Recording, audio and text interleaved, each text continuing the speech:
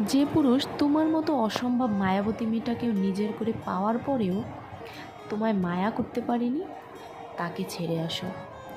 তোমার এক সমুদ্র প্রেম পাওয়ার পরেও তোমাকে প্রেম করতে পারেনি, তাকে স্কিপ করো।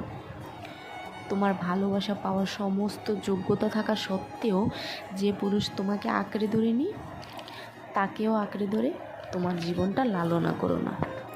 ভালোবাসা মৌখিক কোনো বাইবা না, যেটা মুখে বললেই তুমি উত্তীর্ণ হয়ে যাবে।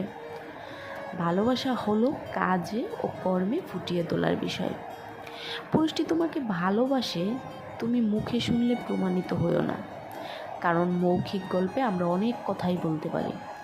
ভালোবাসা হলো অনুভব, তোমার বিপদে আপদে তোমার প্রতিটা ভালো লাগায় মন্দ লাগায় নীরব অংশীদারিত্ব যে পুরুষ নিজ থেকেই পালন করে, সে তোমাকে ভালোবাসে।